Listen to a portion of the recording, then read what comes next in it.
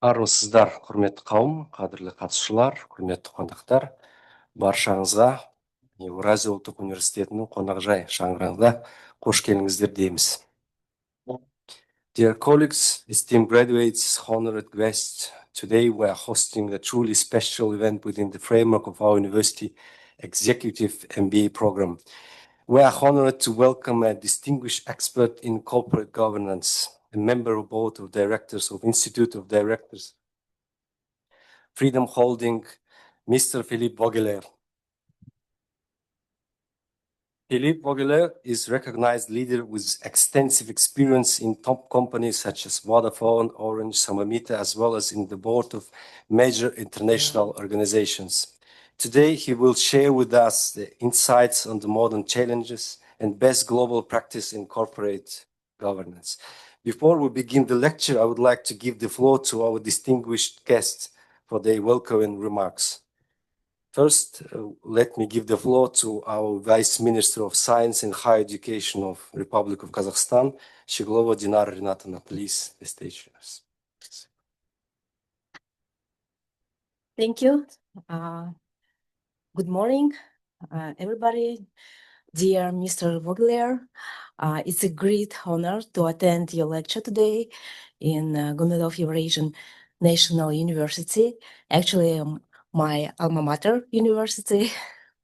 On behalf of the Ministry of Science and Higher Education of the Republic of Kazakhstan, I would like to express our deepest appreciation for your presence and your willingness to share global insight on corporative governance. Your impressive experience as a board member in international companies and the lecturer at institutions such as NCED brings the, value to Kazakhstan's academic and business community. We believe that your contribution today will further enrich the development of responsible and efficient governance across our public and private sector. Уважаемые коллеги, дорогие выпускники, позвольте от имени Министерства науки и высшего образования Республики Казахстан поздравить вас с завершением программы Executive MBA по корпоративному управлению. И эта уникальная программа разработана совместно с Национальной академией корпоративного управления и основанная на международных стандартах.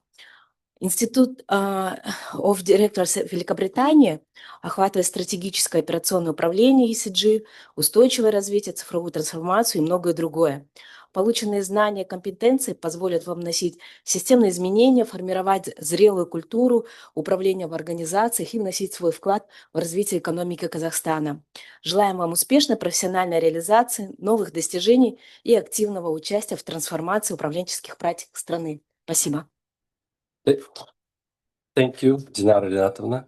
Let me give the floor to statement of the Republic of Kazakhstan, former chairman of the Agency for Strategic Planning and Reforms for the Republic of Kazakhstan, governor of the Astana International Financial Center, former chairman of the National Bank of Kazakhstan, former head of the administration of President Kazakhstan, Kelimbetov Kairat Nimatovich. Please, stage is yours.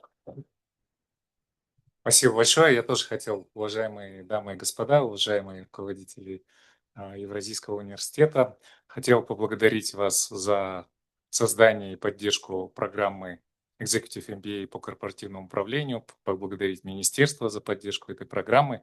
Я думаю, что эта программа – это то, что сейчас нужно нашей экономике, потому что наша экономика нуждается в привлечении инвестиций, и для того, чтобы привлекать инвестиции, нужно правильное корпоративное управление. И сегодня так совпало, что вместе с церемонией выпуска программы, первого выпуска программы, первой, может быть, программы вообще в Казахстане такого типа, мы также пригласили одного из выдающихся лидеров в сфере корпоративного управления, глобального эксперта, специалиста, особенно в сфере телекоммуникаций, господина Филиппа Вогелера. Он является членом совета директоров института директоров IOD, это Институт независимых директоров, и это ведущий центр по подготовке специалистов в сфере корпоративного управления в мире. Поэтому приглашаю всех послушать лекцию, я думаю, что будет очень для всех интересно и познавательно. Но со своей стороны также хотел сказать, что В целом, совместная программа Евразийского университета, Национальной академии корпоративного управления, она нацелена на подготовку новых лидеров в сфере корпоративного управления. И, надеюсь, новые лидеры нас поведут вот уже в новое развитие нашей страны. Спасибо большое. Rahmet, Kairat Muratov. Let me give the floor to corresponding member of the National Academy of Science of Kazakhstan, Doctor of Law, Professor, former Rector of Eurasian National University, Chairman of Academic Council of the National Academy of Corporate Governments, Abdurrahim Bakhchan Жалқасынов.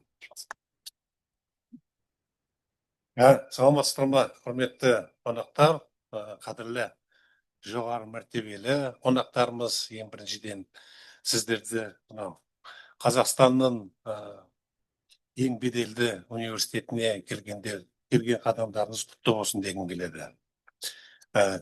Дорогие друзья, коллеги, я хочу поприветствовать наших друзей.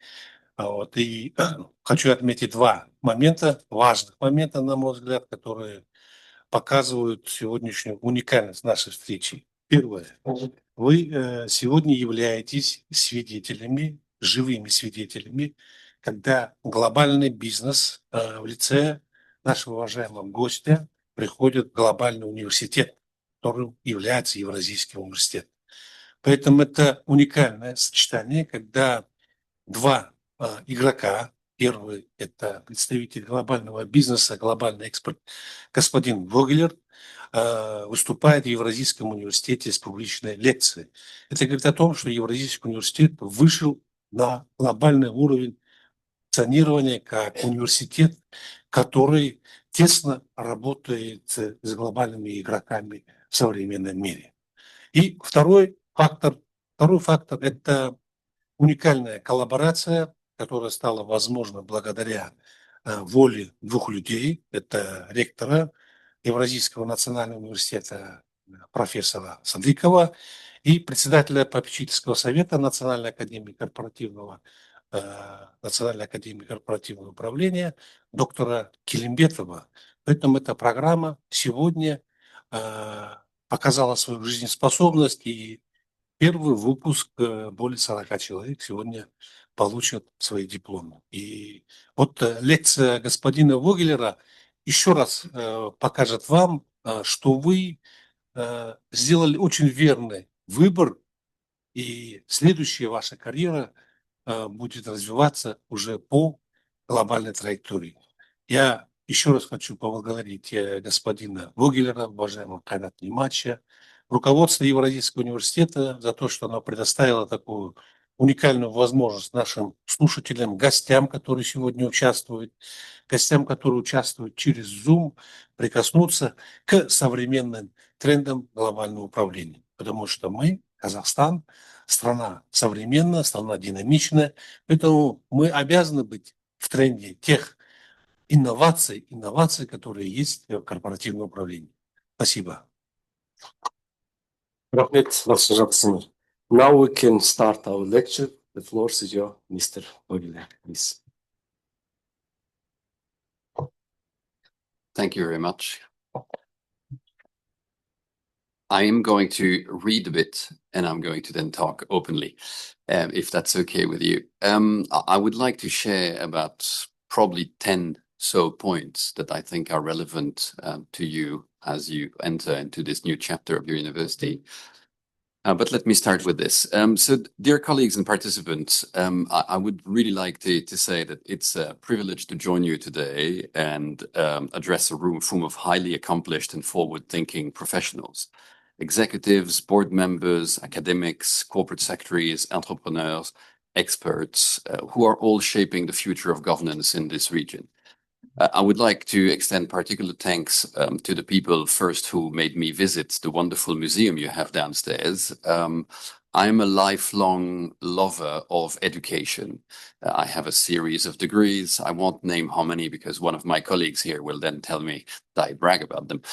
But the joke aside, I really believe that education is key to development. I've been perhaps spending my life really on development since about 30 years. And you always go back to the same circles, which is if education does not follow, then development does not achieve. The maps that you have downstairs are absolutely stunning. So let me start by thanking the people who guided me today. My sincere gratitude to the National Academy of Corporate Governance and to the Eurasian National University for this first opportunity to contribute to this initiative. The launch of a first executive MBA in corporate governance in Kazakhstan is a significant milestone, I believe, for the region. Not just for this university, not just for the country, but all in all, for the possibility, very well described into your museum, to create links between the different parts of the Eurasian culture. I understand that the program is aligned with the highest international standards in structure and substance, which is really, really important. All in all, when you come to think about it, this is more than an educational offering. It's a strategic platform for cultivating resilient leadership and future-ready institutions, which will serve the people of the wider region. The ability to exchange perspectives with leaders like yourselves is precisely what gives governance frameworks their strength and relevance. That's also why organizations like the Institute of Directors have been created more than 100 years ago, precisely so that we could all speak with a unified language of governance and make sure that companies around the world can be managed in ways that can be comparable. Because otherwise we end up speaking different languages, having different practices, and then chaos tends to happen. I'd like to acknowledge specifically the supervisory board of the NACG, and in particular my good friend, Dr. Kerat Kelimbetov, chairman of the board, for his leadership, for his friendship, and for his long-term vision on the development of Kazakhstan and Central Asia. I'd like to thank specifically the Academic Council of the NACG and the Eurasian National University for setting a high academic and professional bar in achieving this vision. As a personal note, I strongly believe into degrees and into making sure that people are recognized for the grinding works that studying requires. So specific welcome as well to the different students who are part of the institutes, just because your efforts is what is going to help the country develop very, very fast. All of you, participants and organizer, thank you very much for your time, your presence, your engagement, which will be very helpful. If you now allow me to move to lecture proper, I usually stand and I usually remove my jacket because it's very, very hot here. So I will do that if you don't mind. I won't stand because there is... Oh, can I stand? Okay.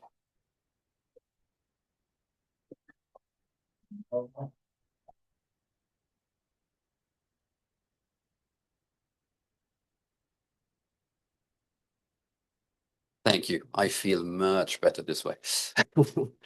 So if you allow me a word about me first, because that will allow you to understand where I'm coming from. My name is Philipp Vogeleer. If you have to remember one thing about me, is that I've been practicing strategy and then governance in about 115 countries by now. I travel a lot since a long time. My family travels a lot since a very long time. And as a special touch to your country, recently when we did genetic research on the family, it was discovered that we have a gene that comes from Mongolia. So it seems that one way or another, I'm related to you. So, long time travelers in all directions. Eurasia, very good. So, I think there are 10 trends that I would like to share with you or discuss with you, and then we can have a healthy debate if you want to. Feel free to interrupt me, ask me questions, etc. But before I do, I would like you to really, really think about the key question of governance today, which is it needed? we see that the world is going a bit crazy. We see that people believe that strength, force, brute force, violence, military stuff is an answer to difficult things. I don't believe that. It never has and it never will. You know, at the end of the day, you can certainly express your strength, buying guns, using guns, etc. But it doesn't solve fundamental issues. I spend a lot of my time traveling the world and meeting a lot of young people, and young people don't want violence. What they want is a brighter future. What they want is development. What they want is trust. What they want is something where they say, okay, I'm going to study, and these studies are going to be useful for me to develop my country. If you then go into what that means, well, it means that all of us around this table today need to work together to fix stuff, not destroy it. You need to construct, you need to build a better future, not destroy things. I've worked for the last 30 years in technology, and it's not by accident. I chose to go into technology because I was convinced then, and I'm still convinced today, that technology is the best way to develop the world. You're probably familiar with something called the SDGs, Sustainable Development Goals of the United Nations. For the ones who do not know them, there are 17 goals that have been identified because they can be comparable. So every year, every country on the planet is assessed on how much they do well on these 17 goals. Why do you do that? Well, for two reasons. One is that it's a comparable unit. And therefore you can say, okay, you're good at education, but you're not good at water sanitation. So it doesn't work because you need both in order to lift up your country. The second part is that it is the best solution to fight against racism. When you think about it, if everybody is compared the same way, it means that we are all the same. We're not different. And plain reality is that we are not different as human beings. So the interesting aspect that was studied 2 years ago by the UN is that you cannot deliver 70% of the SDGs without using technology. It's too expensive. So practically, if you want to develop countries, you need to develop technology. The link with governance is that if you have a choice to make day in, day out on small issues, you need to drive whatever organization you work with towards more and more technology. And it's not because I work in technology that I say this. It's just because, again, the UN has much better experts than me, and they can tell you that if you do not deliver technology, you're not going to deliver SDGs. So if you believe into bringing sustainable development to your children, you need to develop technology. Technology is supposed to be a force for good. Of course, as you know, technology is also used for other reasons. We need safety. Internet was originally, or the email system was originally created to allow military transmissions. And there is nothing wrong with that. By definition, it's not a fight between civilian society and political sphere or military sphere. All of them are needed. What it matters is that in governance terms, you need to always keep the long-term goal in mind, which is that development, and development. That's all that matters, or what should matters. So whenever you have to assess something, the long-term effect of it, and I insist on the effect of it, is really important. Innovation remains crucial today. If I take, recently had access to maps of technology coverage of your country, for instance. Today, about 40 to 50% of people of the country have access to high-speed internet.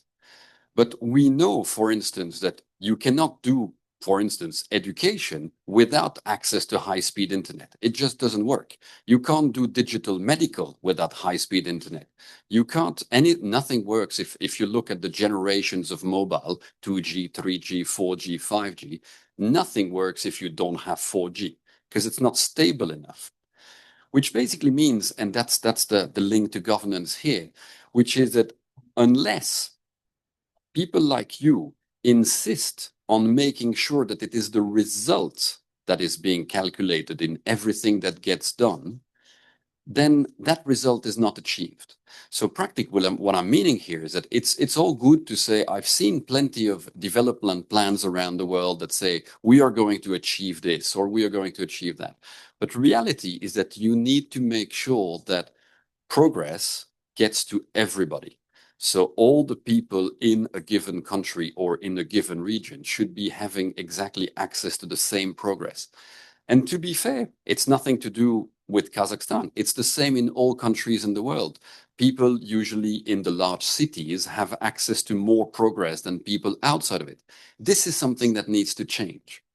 Because, again, I don't want to make a link with politics, but reality is that people in the West, you might have seen, are voting more and more extreme. And one of the main cause of that more and more extreme vote is now studied to be a link to the lack of equivalent access to progress. So we need to make sure that we bring back this to the table. And that is something only people who study governance can really bring. Because unless you push to say, oh, is this going to serve that village in the countryside as much as people in Astana, then it's not going to happen. And it has to happen because that's the price to bring stability and peace in all countries. I'd like to say a word about digital sovereignty.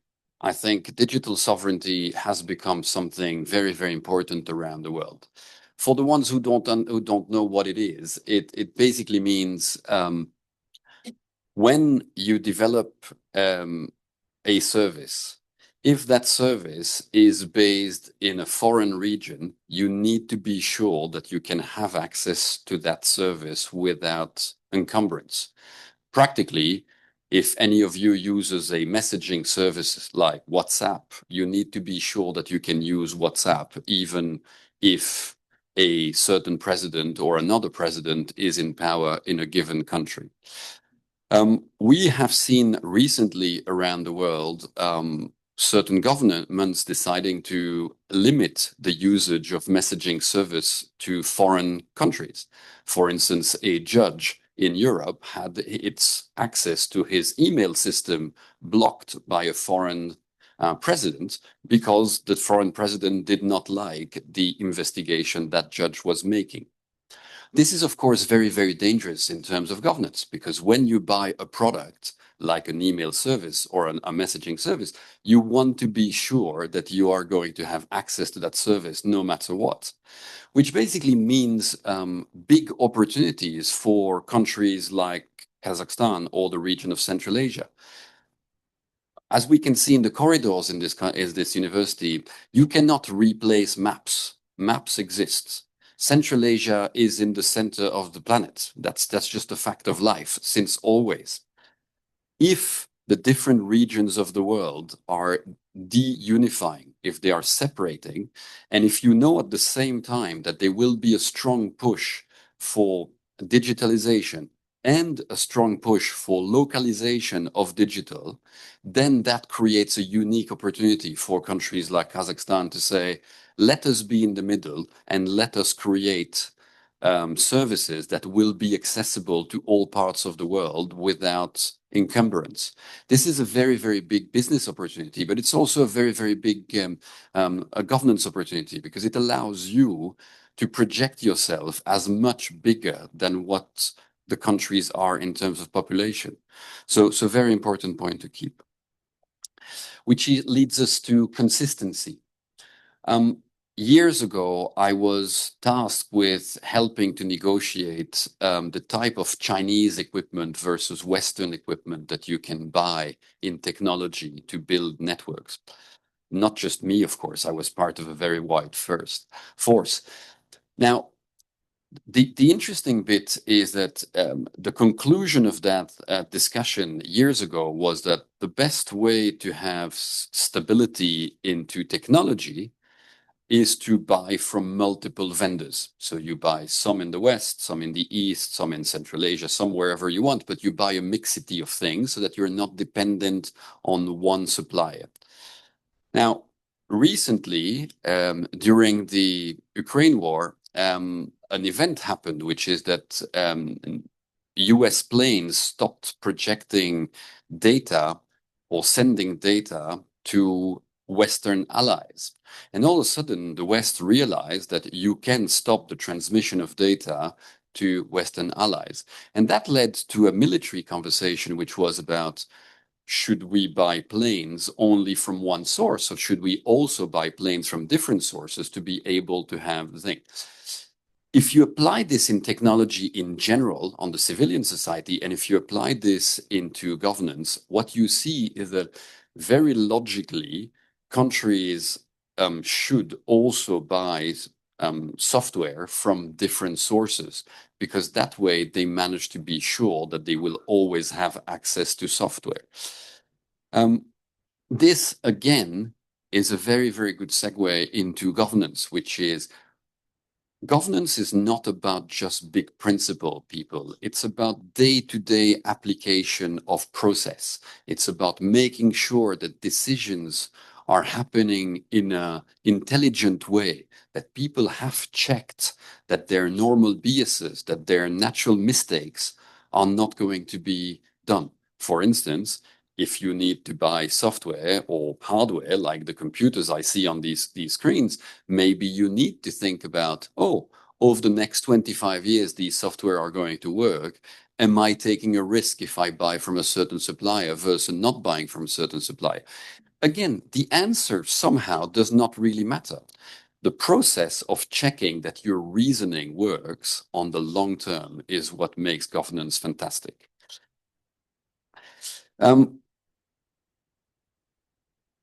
That leads me to one final point, which I think, the penultimate point, which is the importance of PPPs.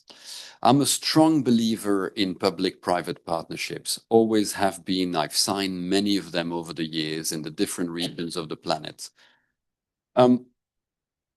We live in difficult times. In these difficult times, many countries will be tempted to close themselves and essentially only talk to their local nation. My invitation for you, as being a central country in a central part of the world, is to make sure that you do not close yourself like this. Central Asia should be a force for good. It's 110 million people who can work together. That will require to have PPPs. It will require to agree on certain goals. It will require to agree that these goals cannot be achieved by one company or one government or one organization, that they need to work together in order to achieve them, and that each of the countries in Central Asia can probably develop something that it can then bring to the rest of the region. I think this is really, really important, especially at these times where trust, believe it or not, will again become the main currency of countries between themselves. There is an enormous amount of lack of trust that has been built over the last year. It's very, very dangerous. We need to make sure that we can rebuild that trust. And in order to be able to rebuild that trust, we need to make sure that countries like yours, organizations like this one, people like you who have studied governance, can really be the voice of reason in organizations. Yes, many, many wild ideas can be very tempting. But at the end of the day, governance shows you that following a process, following rules, making sure that you do not create an exception because it feels good, that you follow due process day in, day out, 100% of the time. That is key, because that will create trust. Let me move back to some sort of conclusion, if I may, and then we can go to Q&A if you feel like asking me anything. Geopolitics are what they are. I have the pleasure or the luxury of working in an industry where every 3 years, everything changes. Software changes, winners and losers change, everything changes. And that's a wonderful thing. We've gone accustomed to say, okay, everything changes. Look at you all using apps, I suppose, on your phone. Well, zero app was existing before 2012. This is only 10 years ago. And there was not a single app then. Mobile phone in itself only became mainstream towards the end of the 1990s. High-speed data is only from 2006. My house was used as one of the test beds of high-speed data at the time, and we were staring at telephones for hours just to make sure it works. This is only 15 years ago. All these apps are here. When you look at the economics of this, 15 years ago, telecom operators were covering most of the revenue streams that you could do from digital. Nowadays, on my phone, I must have, I don't know, maybe 150 apps. And where do I pay? I don't pay the telecom operator, I pay the apps. When you ask people what they want similar services everywhere. So I'm going back into circle. Those services they want are not telecoms as such. What they want is being able to pay, being able to send money to their kids, being able to participate to active life. And that requires a vision, we've discussed. It requires a translation in that vision on a long-term strategy. And then it requires people like you to execute that vision in a consistent way, following due process. That's how you make very, very strong countries. You will face plenty of challenges in your professional lives as people govern. AI is one of them. You will, the need for deep transparency, the pushback against ESGs, the arrival of governance tools, the increase of regulatory intervention by different regimes in different countries, which will all have different types of aspirations to move in a certain way. The only way you can tackle those is by making sure you create future-proof boards, that you really think about who participates to the active life of companies, organizations, and government. In order to be able to be credible, in order to be able to apply consistently the rules that you need to apply when you make decisions.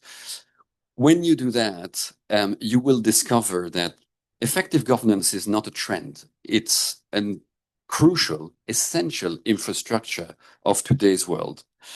Leadership today will demand more than performance. Performance can be executed by not applying governance at all, but we need more than that. What we need is integrity, stewardship, and the ability to navigate complexity in a world where complexity is going to be ever more and more wide.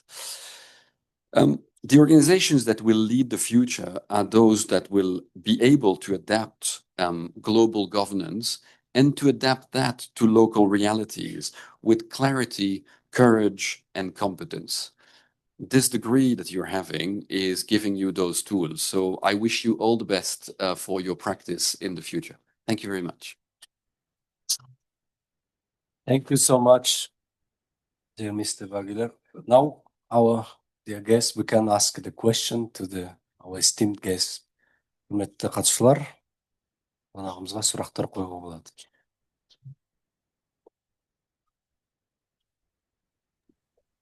Maybe I can start.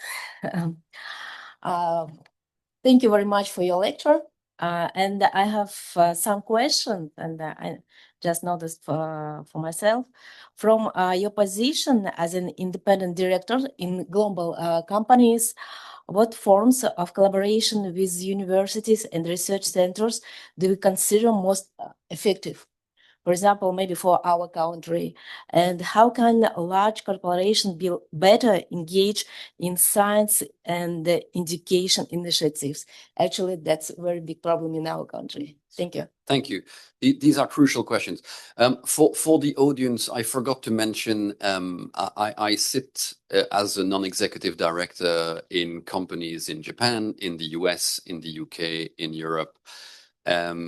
So I have a bit of comparisons, and so that your I'll start with the second question, if you allow me, which is by saying this is not a problem that is only in Kazakhstan.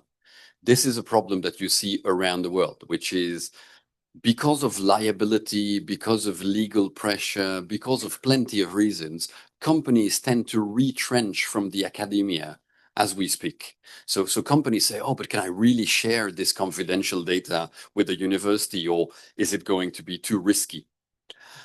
These can highly be solvable. That you can sign partnerships with companies, you can sign partnerships with, you can sign the NDAs. There are plenty of ways to associate. My favorite one is to get companies to allow you to have researchers inside of the companies. PhD students, professors. At the end of the day, companies are working more and more without a sounding board. They don't have access to outside thinking. The reason for that is that, again, they retrench into, oh, this is my idea, I need to protect my idea. AI is a perfect indication of that. I'm sure that just last week, all of you have heard about all their friends have a friend who's working in AI. Now, because of my role at the IOD, I see tons of companies who work in AI. But then what you find is that nobody or very few of them have a precise goal. AI is only useful to solve something.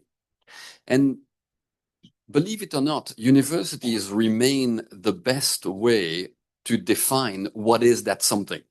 You need primary research. We need people who can think about something without having a commercial interest. Because then you can evidence, I'll give you an example. For the last 20 years, I've worked on mobile money. And everybody thought, okay, mobile money, the best solution is that we give a mobile phone to people, and then this way they can pay with their mobile phone. And that's true, except that pretty much half the population cannot afford a mobile phone because children do not have a smartphone, old people do not have a smartphone, and poor people don't have a smartphone. So if you accumulate those on the planet, that's pretty much half the population that doesn't have a mobile phone. And that equates pretty much what the UN is saying today, which is that 45% of the population does not have access to internet at all on the planet. Here in Kazakhstan, as I said, you're probably at about 60% of the population that doesn't have access to high-speed internet. But you can still Google something if you have a phone. But if you don't, you don't. So what I'm trying to point here is not the point of mobile phones or no mobile phones. Is the fact that universities can alert people on the trends, what is happening. More importantly, they can narrow down these trends into the key addressable elements. Again, if you take AI as an example, do you really need AI on everything? Not really. Can you really use AI on anything? Probably. But if you have, every country has limited means. So every country on the planet only has a certain budget. So if you have to prioritize, what do you prioritize? And the answer is whatever the universities tell you. Because usually they are the only ones who are both in contact with young people. So, sorry to say, people, I'm 50. I know very well that my brain does not work as well as the brain of a 22-year-old. It's just a fact of life. I have more experience, that's true, but young people think faster and they think about the trends of tomorrow. Professors in university are very, very good at capturing that because they interact with them every day. So if, for instance, you were asking a student group here, okay, what are the 10 things you would like AI to solve in Kazakhstan? You would probably be more true than all the corporate companies outside of a university. And that is the fundamental point where I think universities and government and organizations can be. You define what needs to be done. Once that is done, you can do, I spoke about PPPs. I think PPPs are crucial. You can say, okay, for instance, in the next 10 years, we want to be sure that all the villages of Kazakhstan have access to digital education. Again, I don't know, I'm not close enough to know, but let's say you agree that university research has shown you that if you had access to education for the children, they would lift up in ranking, in opportunities, etc. And so you decide that the best way to translate that is to make sure that all villages have access to digital education. Well, then you can do a PPP with companies saying, okay, who can provide the education software? Who can provide the connectivity? Who can provide... And then you see what innovation comes. And again, having universities involved allows you to stay neutral. Because, you know, again, professors are not paid to go with whatever one of the parties want. They are paid to check that whatever they say is right. So that's where it can be really helpful. The concrete translation, again, I'm a big fan of saying, take PhD students, MBA students, people who are making a thesis, and make them work on something concrete. And then embed them into the companies or into the government of the institutions of the government and say, for the next 6 months or year, you're going to stay in that building and you're going to help them working on this thing. And with that, you create this bridge between academia and organizations. Frankly, all the students I've seen doing that over the last 30 years end up having great jobs in the private sector because they're better. You know, they've learned this bridge. Thank you for your answer. Next question. Good morning. I do have a question. Good morning, Mr. Vogeleer. Good morning, everyone. Hello. My name is Mila. I'm dialing in from London. I'd like to thank you, first of all, for your insightful and thought-provoking lecture. It was very helpful.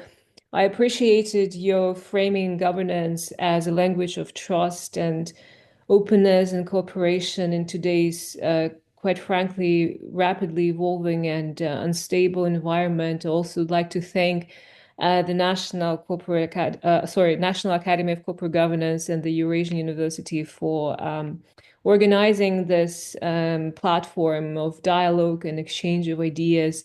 It is crucially, it's very important. My personal question is actually based on observations within the corporate, and it is this.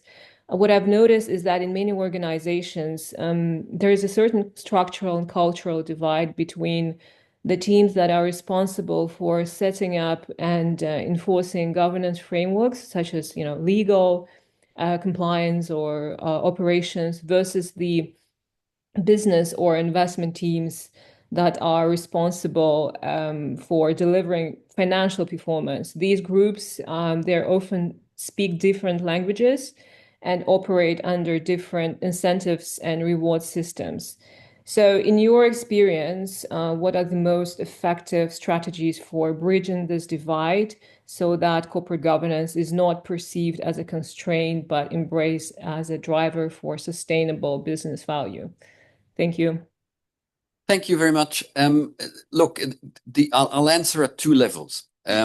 You know, years ago, I run an exercise around 80 countries, and I was asking managers, professionals, which is your legal, finance, etc., and then executives, board and top management. I was asking them, what prevents you from sleeping? You know, if you had to rank items, what is really what wakes you up at night? And it was fascinating because in 80 countries, people answered exactly the same thing. Your typical managers thought about, am I going to achieve my targets? You know, am I going to sell whatever or achieve something, etc.? Then your professionals were saying, in case something wrong happens, how is the system going to react? Am I getting fired? Can I go to court? You know, what is happening there? And that was that. And then the board members, they would always go into, why would I be on the front page of the newspaper for the wrong reasons? And so a very, very different way of looking at the same problem, if you want, which is the perennity of a company at different layers. Now, ESGs, to answer your question, is a perfect example. So I'm going to use it to answer your question just because it talks better than just talking in the abstract. You've probably heard a lot of confusion. So ESGs is a vast movement to make sure that people take care of environment, social, governmental, etc., when they make decisions. And what you see, again, it's not me saying, it's pure research. What you see is that when ESGs are put into a sideshow, so if they are an ESG department, they never gain traction. Because people go like, meh, this is going to annoy me. So what you need is, as fast as you can, is to make sure that ESG is ingrained into the objectives of everybody, each of the layers, board, management, and then staff, but not by calling it ESGs. They should be one of your objectives, which also means that they shouldn't be the sole objective. It's one of the elements of a balanced scorecard. I've seen a lot of ESG professionals believing that from now on, the only thing that matters is to make sure that ESG works. That's wrong too.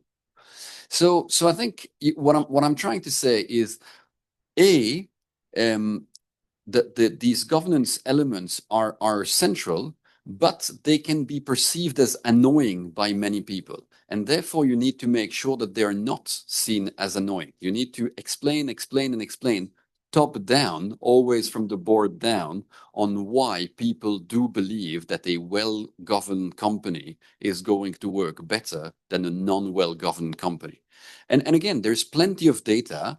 Again, a link to academia. There is plenty of university data showing that companies who apply governance consistently, and consistency is really important here, companies that apply governance consistently are more profitable than companies who don't. So that's a simple type of way. But then you're still with the annoying bit, which is if it's a separate department, people do not want to follow it. So you need to make sure you embed it in it. In one of the companies I work with has decided to kill the ESG department. They actually killed the social responsibility department. They killed all these side elements and they forced everybody to have it. So from top boss to the janitor, everybody has ESGs, for instance, in their objectives. Even if they don't understand what ESGs are, just because that way you're sure that everybody will think about it and that everybody will practice it. That's usually your best way. But again, I have to really insist on one point. If your board does not believe in this, it doesn't happen because it needs to percolate top down. If your team cannot quantify it, it doesn't happen.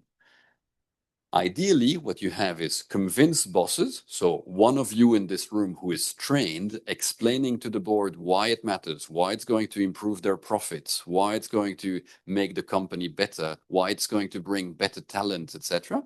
Then translate it into quantifiable objectives, and then possibly ask an external player, a university or somebody like that, to check the data. Thank you. Thank you for your answer. Next question. Келесі сұрақтар қойыңызға болады. Yes, if you.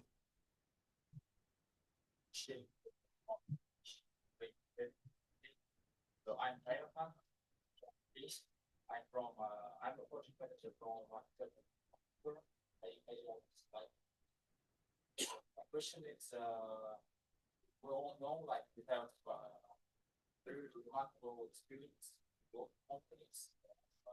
You share some let's say tips or insights of the group of Kazakhstan. It's small, but maybe some I don't know.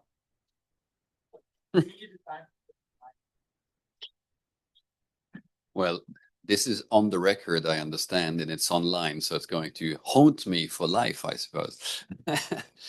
Look, thinking about it for a second, over 30 years, I've seen glorious moments and very sad moments on governance, right? Even the best intentioned people in the world can sometimes make mistakes. Very often because suddenly their self-interest is affected more. You know, is it logical to ask, I don't know, somebody in a company to basically do the right thing, even if it affects their bonus? Probably not, because you know that deep inside it's a very difficult thing to do, which is why if the tip really is that you should not put people in those situations. The people who assess whether you're respecting the rules should not be the same people who are getting the effect of it, if you want. So you need an independent type of thing. That's usually the function of the governance committee in the board. That's usually the view of the entire board. So what am I saying here? I'm saying that people spending time on design are going to reap the benefits. You know, it's really important to really think through. You take basic tenets of governance, for instance, which is you should not sit on a board for more than X years. And it depends a bit of countries, but usually, generally speaking, on a board, you're supposed to be independent, even if you're not entirely independent because you're paid by the company, but you're supposed to be able to use your brain in an independent way. Well, after a few years, a number of years has been documented. In the US, they think it's 10 years. In Europe, they think it's 9 years, but it doesn't matter. There is a moment where you become so close to the company that either you should become an employee or you should go to a different board. So for instance, one of the first assessments that is usually done around the world when you assess a company is you take the board, then you take the management committee, and you check how many years has everybody been there. Because they might all be very, very good. But if they've been all there for 25 years, then maybe you're not applying your own rules. And if you're not applying your own rules, then it's very difficult to explain to your employees why they should apply your own rules. Therefore, you start there, you make an assessment. I'm not going to go to aha moment.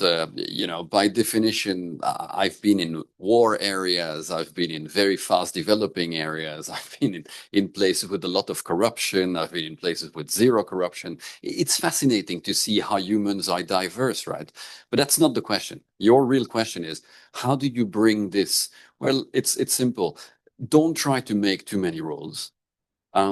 Usually human beings are capable of remembering 3 to 5. So make 3 to 5. But then actually check that everybody understands them. You know, I'm always fascinated when I go to companies and they have these 10 golden rules on the wall. But then you ask 3 people at random what they mean, and they give you totally different versions of that. And then in certain companies that you see a lot in Asia, for instance, they've really spent time on understanding. They don't have, you know, the Japanese company I work with, for instance, only has 2. But those ones are really well understood by their thousands and thousands of employees, and therefore you can judge every project. So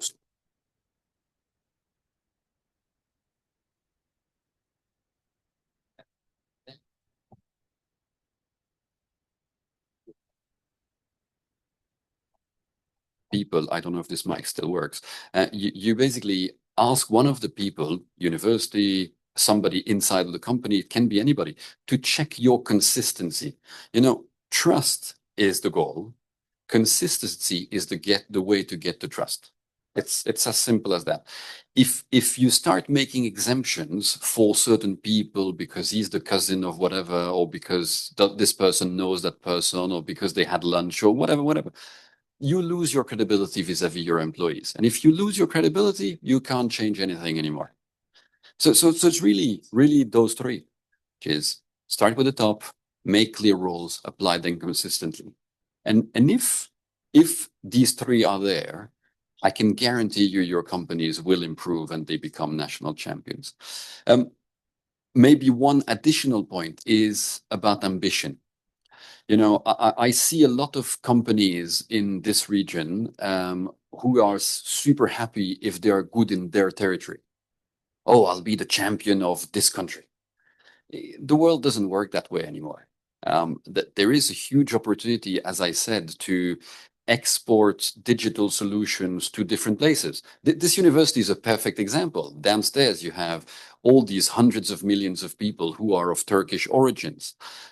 You also have the chance of speaking as first or second language Russian, which is also a very wide language, spoken, 350, 400 million people, maybe if you count. So these are opportunities for you to export your knowledge.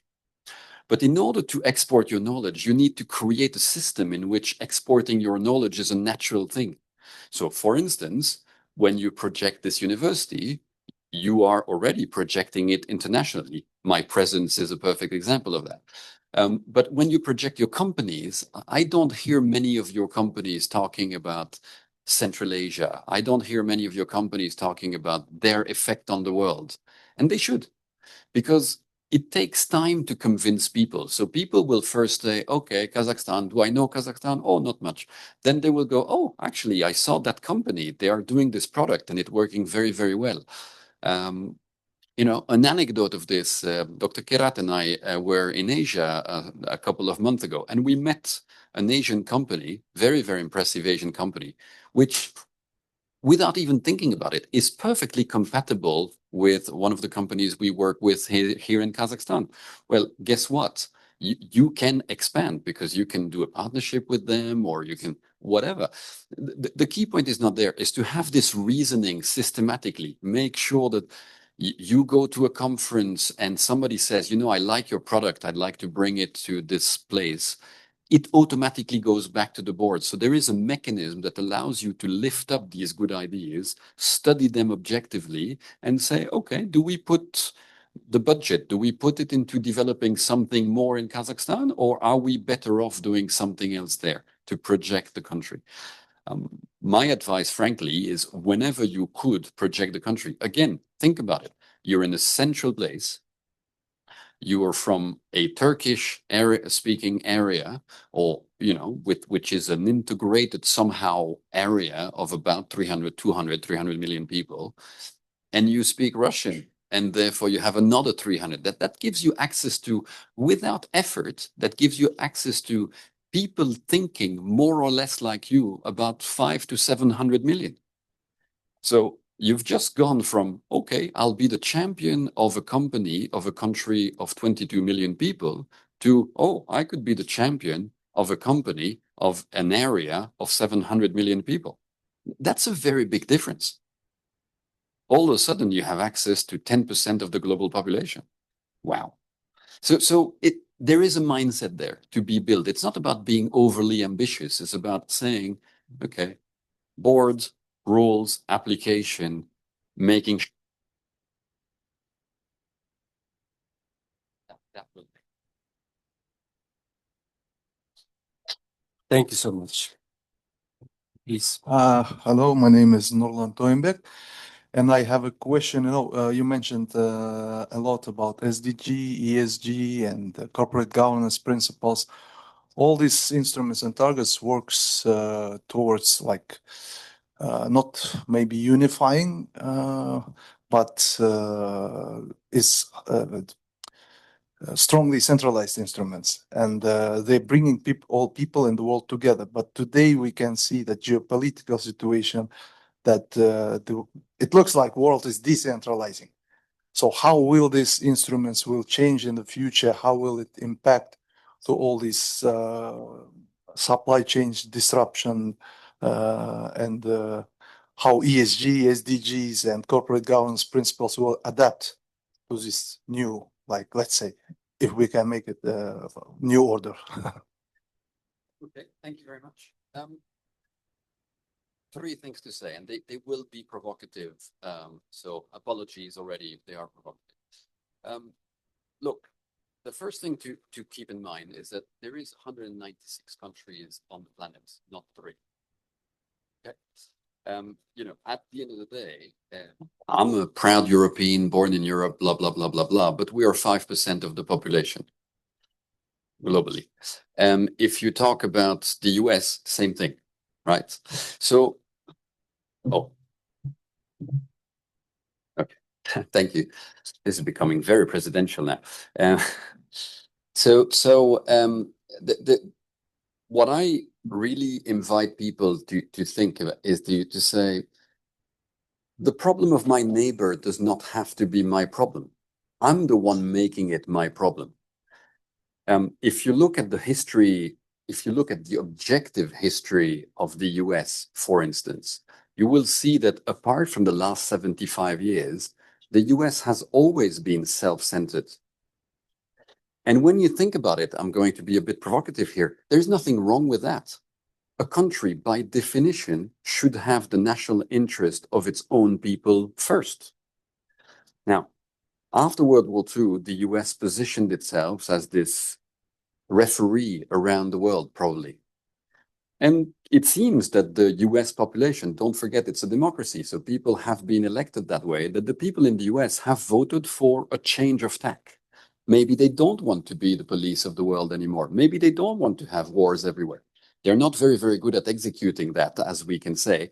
But the point is, philosophically, the idea of the US going back to its natural stance, which is that they are interested to make the US a better place, is neither wrong or right. It's their choice. But it's still only 5% of the population. And so the other countries do not have to either follow or not follow this. I'm an optimist. Again, as I said, I work in tech. In tech, everything gets destroyed every 3 years. Somebody else invents something, and then all of a sudden, just imagine Apple. I don't know how many, if we make a show of hands of how many people have an Apple product somehow in their house. It's probably everybody in this room somehow. And the point is, they are now super late on AI compared to some of their competitors. Does this mean Apple will disappear? Probably not. Does it mean Apple could disappear from its dominating position unless they react? Probably. So in tech, you have to reinvent yourself constantly. And I think it's the same here. You do have a very bizarre geopolitical thing since about 3-5 years, let's say. It's not something that started in January, right? Elections don't run that way. You have something that is a bit odd since a while now. Again, does this mean that we should all go to shelters and say we do nothing until 2028? No, why would we? We are 7.5 billion people, and those 7.5 billion people are continuing to work.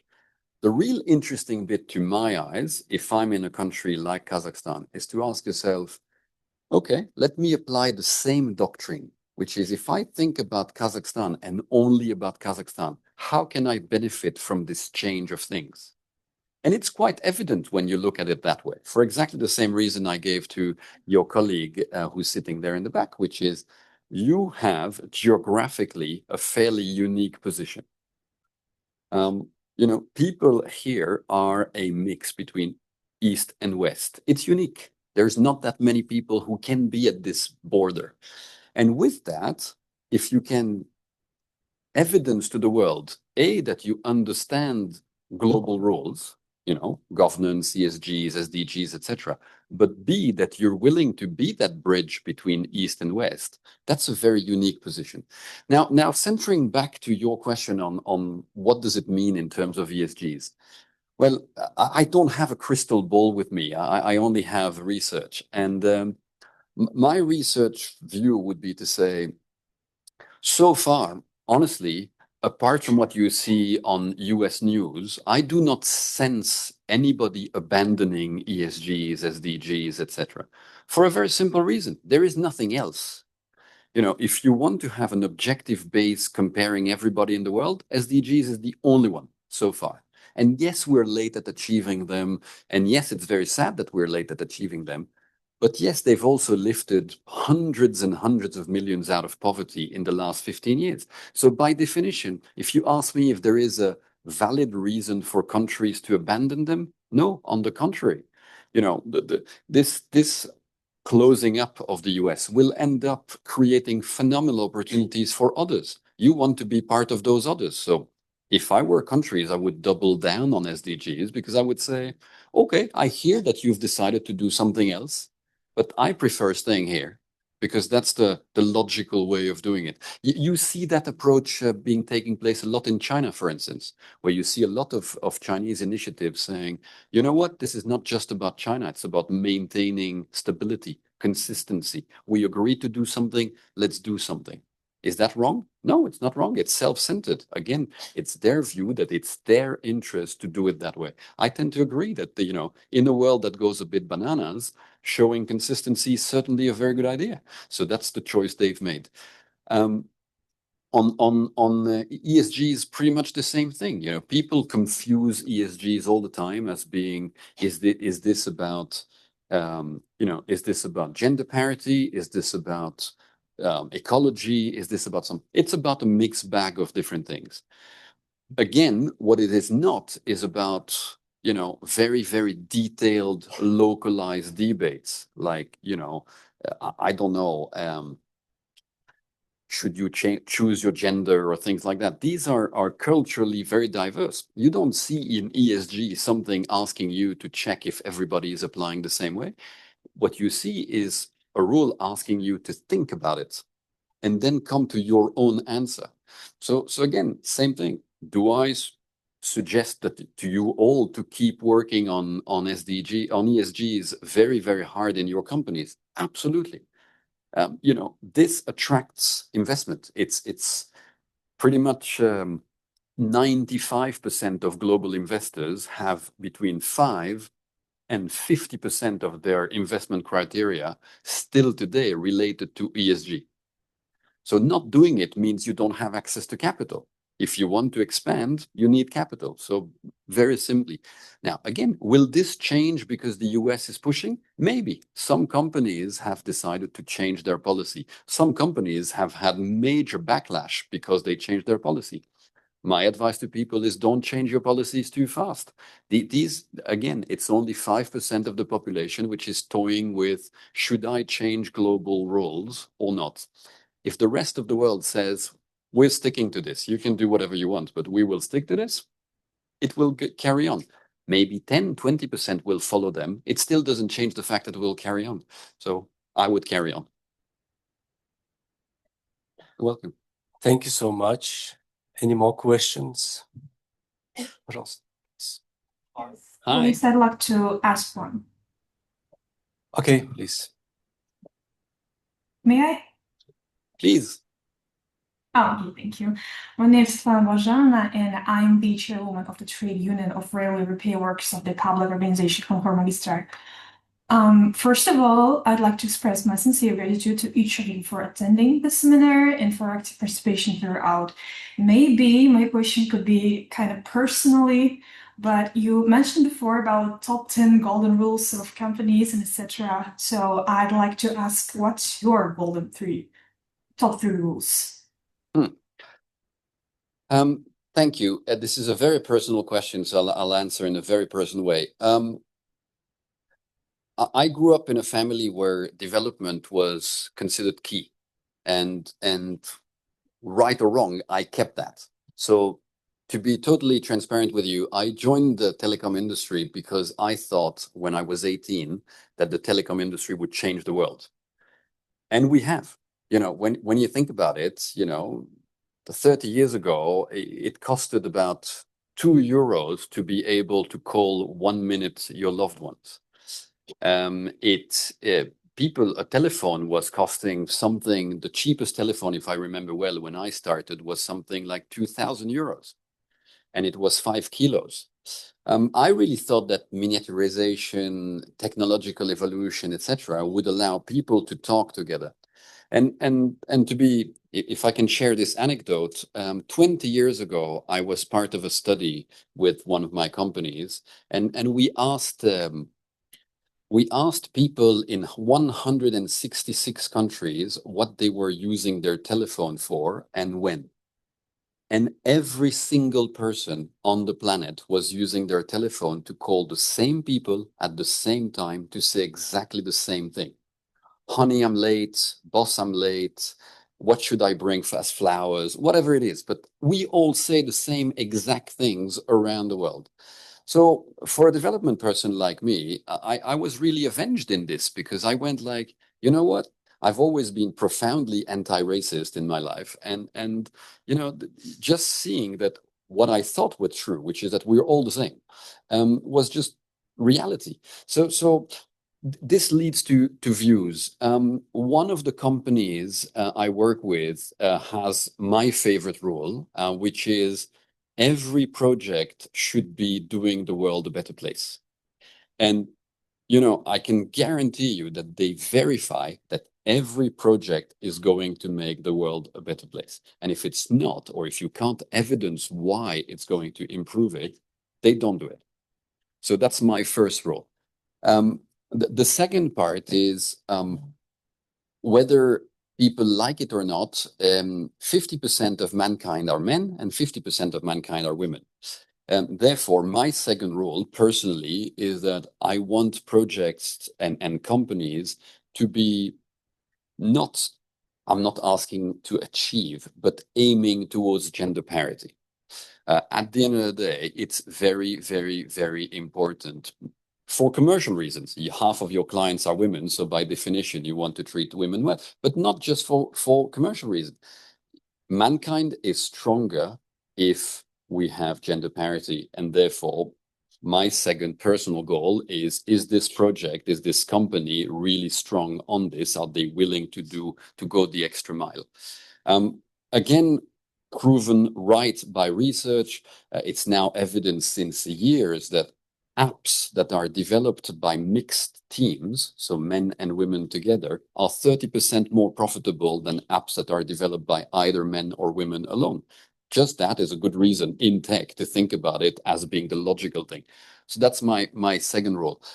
Then the last one, and I think it's very, very important because otherwise you lose track of what companies are for. Companies are there to create profit, and there is nothing wrong with that. If you don't generate profit, you can't do investments. If you can't do investments, you can't do more development. So my third rule would be, and you can place them in whatever order you want, right? But my third rule is to always make sure that something is not daydreaming. You know, what you don't want is projects to be dreaming that they are going to be profitable, but you can't really make it. You need them to be successful and profitable so that the money can be reinvested. So this would be my mental three, if you allow me. Thank you for your response. One more question.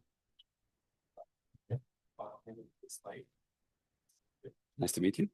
So a question about the next generation. Now,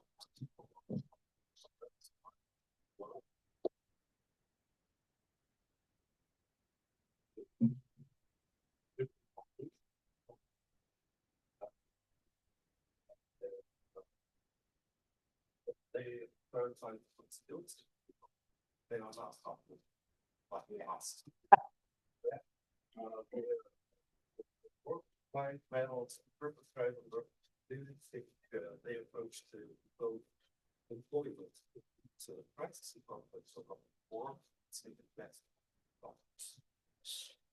You know, we started with very polite questions and now it's all tricky questions, you know, stuff that will haunt me on the internet, whatever I say. Look, my honest answer is, sorry guys, I disagree that the young generation is less working than the previous one. I think I'm not a sociologist, but I really like sociology. If you look at research, I think every single generation since Roman times, or probably since Genghis Khan, said that the next generation is lazy and that they're working less than them.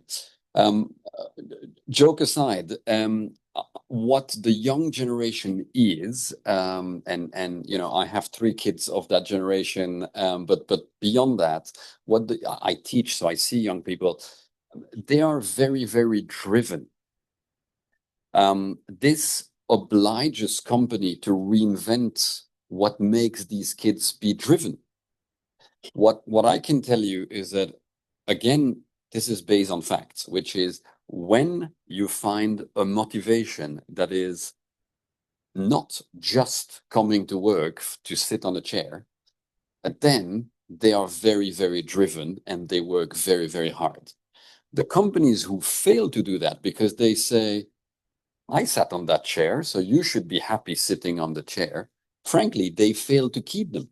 Now, on the short term, you can say, no problem, I'll use older people and that's cool. Trouble is that everybody is aging, me the first one. So you can't do that on the long run. More importantly, don't forget, they are your clients. If you do not get their attention, you don't get their buying because they're also driven in what they buy. So I think, unfortunately for you, it's up to companies to reinvent the way they motivate these young people. Again, I see it on the two sides. I've seen disastrous experiences of companies saying, "Oh, these guys, they must be like the generation 5 years older, so let's motivate them that way," and it doesn't work. But if you go back to governance, I think, I told you that at the end of the day, rules, consistency, and trust are really your golden triangle. If you want to be consistent, you have to look at COVID. I worked at the time for a telecom company. I think I've never worked as much as during COVID because we needed to keep the lights on. We needed networks to keep working. So we worked a lot. Now, plain reality is that nobody went to an office for 3 years. Did the economy stop because we were working differently? No. However, what you see nowadays around the world is companies telling people, "Oh, no, now you need to be back in the office 5 days a week."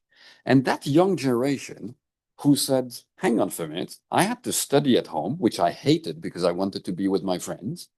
Now I'm being told that it was okay to study at home, which I found horrible because chances of dying as a young person from COVID was zilch. It was made to protect older people, which is fine.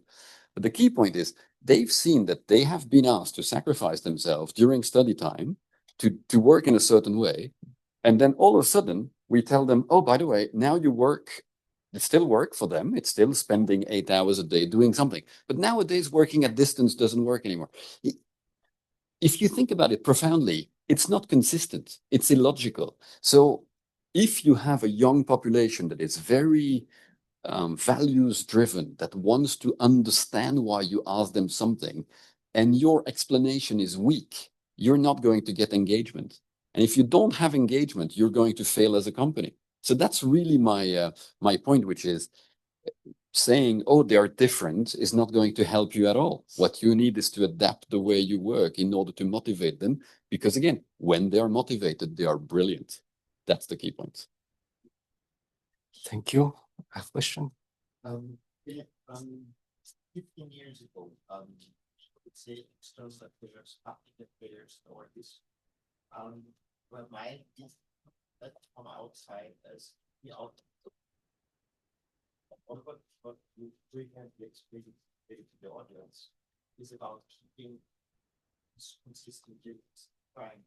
I think it's also very important to mention for a role model like this, that if you do it consistently, this can actually be business development, right? Of course. And it can foster collaboration, innovations, and be very, very important, I would say, impulses, both from within companies towards, but first policy makers, government side. And for example, the tech systems, I think, for example, like the government was the last 4 or 5 years, where the policy makers were not giving a clear guidance of what we have in the next 10 years, was causing the problems that are now there. So it would be super cool if you can elaborate a little bit, because I think when I look at you, you developed yourself, I happen to know that, from a keep me out of trouble entity as group external affairs to a business development entity, which is a super interesting fact. Thank you. So what Johannes is referring to is that when I joined my previous company, Vodafone, I always tell my kids that I joined as a glorified janitor. So essentially, I came to troubleshoot, solve problems whenever they would happen. But then we realized that most companies always bump on the same stones. They make exactly the same mistakes. And this is, again, since then I started researching this, looking into it. Reality is that all companies usually make the same 3 to 5 mistakes. And so if you can flip those mistakes into business development, you shine. Because essentially your cycles is some guy signs a contract, and then 3 years down the line, the contract has problems because of da-di-da-di-da-da, which is always these 3 to 5 causes. So if your governance people can solve these 3 to 5 causes, you don't bounce on this. And then you don't spend 30 to 40% of your management thinking time solving problems. And so I think the way to structure that thinking is, if based on your new degree, one of the things you could do for your CEO is propose not to be the police, but be the enabler. Help them understanding what are the strengths and weaknesses of the companies as seen from your eyes based on your new learning. And then based on that, try to translate that into what is the way to organize the company in such a way that you do not have that problem moving forward. In that company that ended up with the creation of a risk type of and opportunities type of committee, so that basically people would sit 2 hours every month to discuss exclusively about those 3 to 5 problems. Have we improved there? Have we not improved them? Until they were rooted out. And then once they are rooted out, they don't hinder your business anymore. And so suddenly you become much stronger. So yes, Johannes, you're right, which is you who have studied this can make 2 careers from this. You can basically go into being the police. So, you go in the company and you help them avoiding problems. Or you can say, let me help you becoming stronger companies. The key point there between the two is the shareholders or the CEO. If they do not believe in this, it's not going to shift from police to enabling. So my suggestion to you is, again, try to bring a positive message back from university, which is you're now minted with this new degree. Try to bring it as a positive, which is, how can this help the business? And then, the usual way is to say, look, if I help you eliminating 10% of your mistakes, that's this many hundreds of millions. That's your first part, police. But then if you say, hey, by the way, you are expanding, you need to raise 30% capital. Did you know that if you apply ESG consistently, you have access to that capital? And then CEOs tend to say, I didn't know that at all. And so suddenly in their minds, I've had that conversation hundreds of times now, which is, ESG is such a nuisance. And then you say, you know that if you apply ESGs, you will get funding for that project that you've been unable to do for the last 3 years. And then they go, ESG is such a blessing. And then once you've won the CEO, then you can start, you need to practice usually the head of strategy, the head of finance, all the people who currently see you as police into, enabler. Okay. And then you work on this. One important point Johannes makes me think is that beyond this triangle of roles, so governance, trust, and consistency, there is a grinding element that I really need to insist on. Nothing happens in one day. So do not get depressed if you get a no. You will get tons of no. Just carry on. Carry on grinding. It's about consistency, and consistency is also internal mental consistency to say, I know I'm doing something right, and I know that this is good for the company. So I'll keep pushing. And so you need a certain dose of self-motivating, because by definition, there are not that many people who have done a training like yours. So you need to be ambassadoring a bit what you've learned so that people gradually get to your cause. And then once you get to critical mass, you will see it gives fantastic results. Thank you so much. Any other question, or maybe someone want to give us feedback? This side never asks anything. Either I'm super boring or... We asked to invite to join us. Here. Yes. Thank you, Mr. Vogeleer, for your fascinating lecture, profound insight, and valuable professional advice. I'm confident that today's knowledge and ideas will find practical application among our graduates, and for many, this meeting will serve as inspiration for further professional growth. Dear colleagues and guests, allow me to officially conclude today's lecture. On behalf of our University Academic Council, I would like to announce the decision to award Mr. Philipp Vogeleer to honorary title of Professor of Eurasian National University. Please.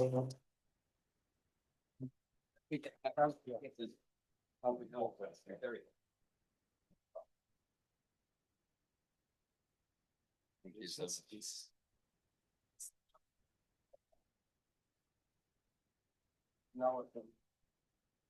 Oh wow! Yeah. I should come here in the winter. And a hat as well. Thank you.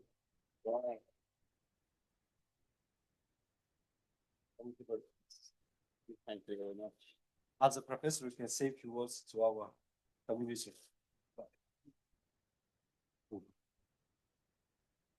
Whoa. Thank you very much for having me. I'm delighted to be honored to become a member of your faculty, even though on an honorary basis.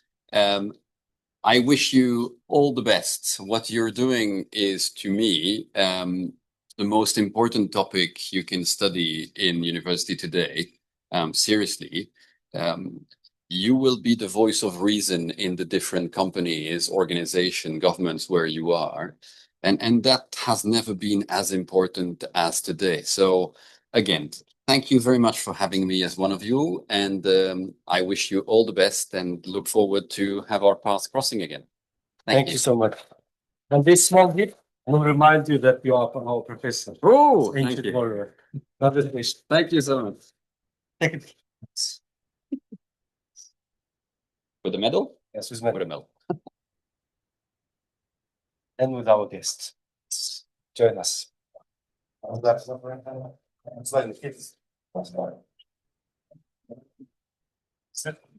This is your professor.